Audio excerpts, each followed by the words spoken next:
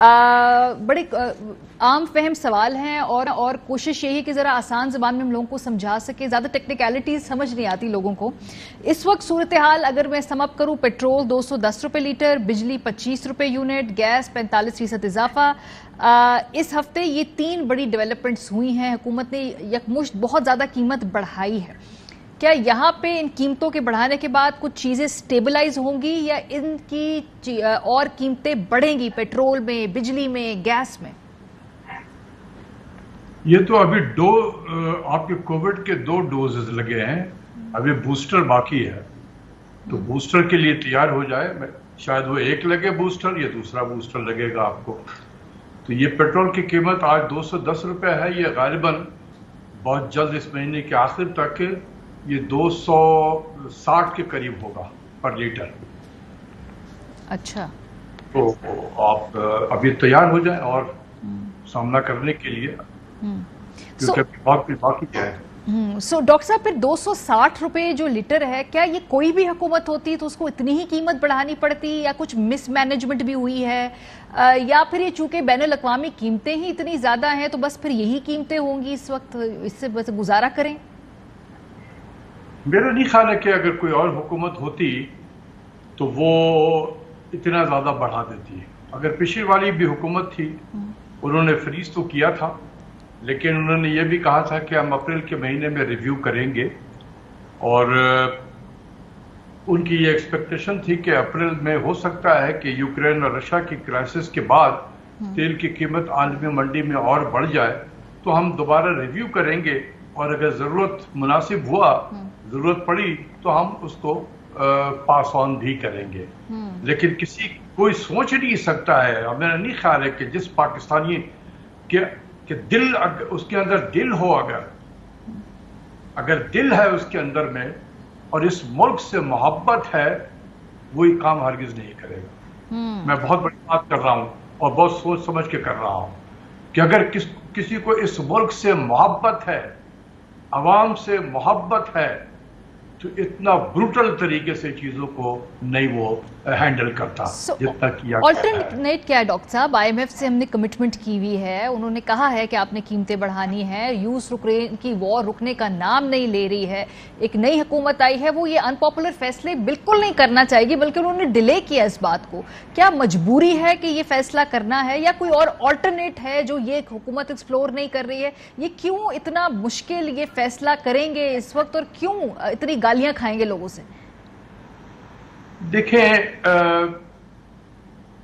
ہمیشہ دیکھا گیا ہے کہ جب بھی چینج آف گورنمنٹ ہوتی ہے تو ہمیں آئی ایم ایف کھیلنا پڑتا ہے.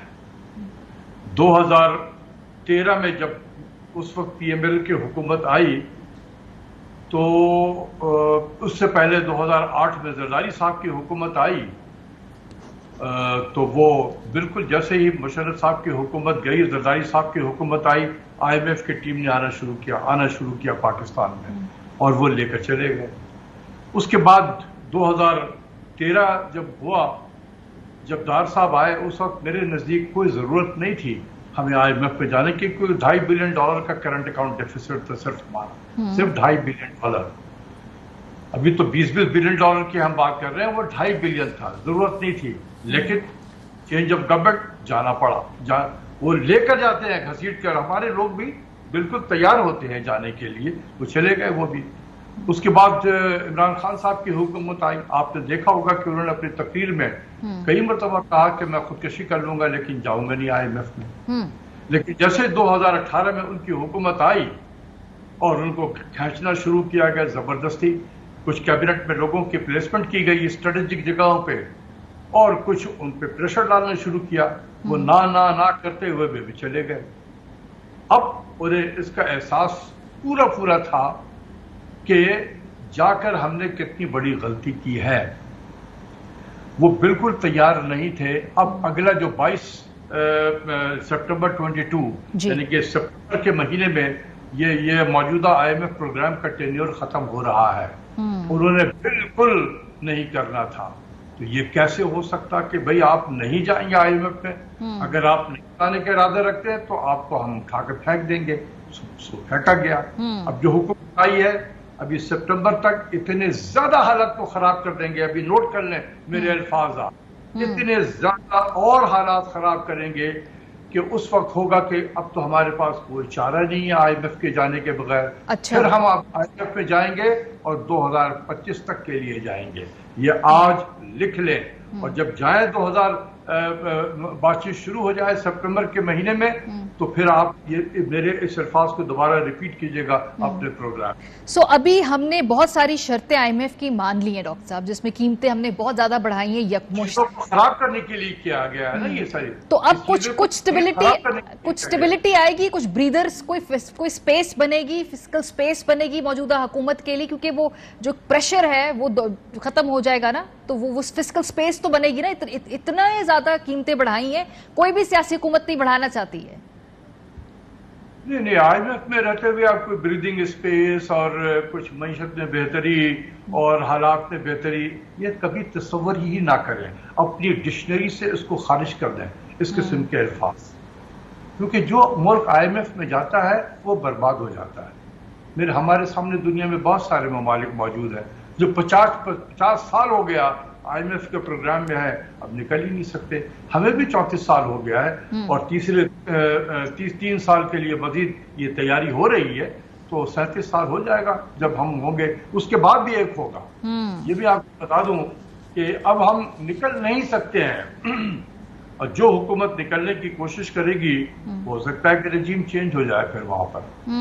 ڈاکٹر صاحب، ایک معاشی جسے کہتے ہیں نا ایمرجنسی، اس کا ذکر کیا شہباز شریف صاحب نے. انہوں نے کہا جی کہ ہم یہ لگانے لگے ہیں، پھر کٹ آف کیے کچھ چیزیں، پیٹرول کے کوٹاز کم کیے ہیں سرکاری افسران کے، وزراء کے، ممبر قومی اسمبلی کے. از دس انف؟ یہ ایسا ہی ہے، بس یہ عوام کے لیے ہوتا ہے، سیاست کے لیے ہوتا ہے. میں تو اپیل کروں گا کہ آپ سیاسی دورہ نہ کریں ہمارے وزیر اعظم، بالکل اب نہ کریں. اور یہ 30-40 لوگوں کا کانوائے لے کر جو جاتے ہیں، بہت ڈالر خرچ ہوتا ہے. اسی کو بچا دیں، بہت بڑی بات ہوگی. وہ صرف یہ اعلان کر دیں کہ چونکہ ملک میں معاشی ایمرجنسی ہے، اس لیے اب کوئی نہ وزیر باہر جائے گا نہ میں کوئی باہر کا دورہ کروں گا، بس یہ کافی ہے. باقی چیزیں یہ آپ کریں گے نا، سرکاری ملازمین کے فنا، دیکھیں سرکاری ملازمین ہی کام کرتے ہیں. ابھی تو یہ بھی ہو رہا ہے کہ اگلے بجٹ میں سرکاری ملازمین کی جن کی تنخواہیں 1 لاکھ سے اوپر ہیں، ان کے ٹیکس ریٹ بھی بڑھیں گے. تو ایک طرف ٹیکس ریٹ بھی بڑھائیں گے، ان کا جو انکم ہے اس کو کم کریں گے، اور پھر اوپر سے آپ پیٹرول کے اس کے جو سہولت ان کو دی ہوئی ہے اس کو بھی لے لیں گے. تو سرکاری ملازمین کیا کام کریں گے؟ تو پھر ڈاکٹر صاحب کیا کریں؟ بیکاز جہاں پہ بھی جو یہ رینٹ سیکنگ سیکٹرز ہیں، ابھی بھی آپ دیکھ رہے ہوں گے ہر طرف انہوں نے ایک شور مچا دیا ہے کہ انڈسٹری ڈوبنے لگی، ہماری مدد کریں، ہم تو اپنے پیروں پہ کھڑے نہیں ہوں گے، ہمیں بند کرنی پڑ جائیں گی. یہ ہر وقت جب حکومت کمر کسنا شروع کرتی ہے تو یہ لوگ اپنے جو ہے اس میں سے انسینٹیوز لینے کے لیے اس طرح دباؤ ڈالتے ہیں. کوئی حکومت ان کے سامنے کھڑی نہیں ہو پاتی ہے، اپیرنٹلی پھر سب گھٹنے ٹیک دیتے ہیں ایونچولی. میرے خیال میں دیکھیں، ٹیکسٹائل کو تو ہم جان بوجھ کے اسی پلان کے تحت ہم خراب کر رہے ہیں ان کو. ٹیکسٹائل نے بہت بہتر انداز میں انہوں نے اپنا کام شروع کر دیا تھا. خود میرے ساتھ ایک پروگرام میں ایپٹما کے جو آل پاکستان ٹیکسٹائل مل ایسوسیشن ہے، ان کے چیئرمین میرے ساتھ پروگرام میں تھے، اور انہوں نے یہ کہا کہ 70 سال میں کبھی ہمیں ٹیکسٹائل والوں کو اتنی بینیفٹ نہیں ہوئی ہے جتنا ہی پچھلے 3 سالوں میں ہوئی ہے. یہ میرے خیال میں انہوں نے جرم کمٹ کر دیا یہ لفظ کہہ کر. اور اس سال ہو سکتا ہے کہ ٹیکسٹائل کی جو ایکسپورٹ ہے $20 بلین پہ پہنچ جائے. یہ $12-13 بلین ہوا کرتا تھا. $20 بلین صرف ٹیکسٹائل، اور اگلے سال ان کا ٹارگٹ تھا کہ ہم $26 بلین پہ لے کر جائیں گے. اسی کو تو نظر لگا دی گئی. ان کو سب سے پہلے مارا جائے گا ٹیکسٹائل والوں کو. اب دیکھیے گا ڈاکٹر صاحب، یہ ایک اور کیسے ہوئی یہ لفظ کہنے کی ضرورت، کیسے ہوئی یہ لفظ کہنے کی تمہیں؟ ایک اور تجویز آئی ہے اور اب اس پہ بات کی جا رہی. فار ایگزامپل خواجہ آصف صاحب نے بات کہی کہ بھئی جو دکانیں ہیں وہ دوپہر 1 بجے کھلتی ہیں، رات 1 بجے بند ہوتی ہیں، سو اس سے بہتر ہے کہ ٹائمنگ درست کر لی جائے. اسی طریقے سے خرم دستگیر صاحب نے کہا جو اس وقت لوڈ شیڈنگ ہے وہ کم کرنے کی کوشش کر سکتے ہیں، وہ ختم نہیں کر سکتے. سو کیا یہ اس طریقے سے انرجی کنزرویشن کی جو تجاویز ہیں کیا یہ مؤثر ہوتی ہیں؟ نہیں کرنا تو چاہیے. میں تو اسی لیے تو کہہ رہا ہوں کہ آپ نے 6 دن جو سرکاری دفتر کھول دیا ہے یہ ظلم کیا ہے اس ملک کے ساتھ میں. ریورٹ بیک ٹو 5 days اور ود ان 5 days 1 دن ورک فرام ہوم کریں. بچائیں. 1 دن میں 34 ملین لیٹر آپ کا پیٹرول جلتا ہے اور 30 ملین لیٹر جو ہے وہ ڈیزل کا استعمال ہوتا ہے. بچائیں. اس 1 روپیہ بچانے کی ضرورت ہے اس وقت. $1 بچانے کی ضرورت ہے.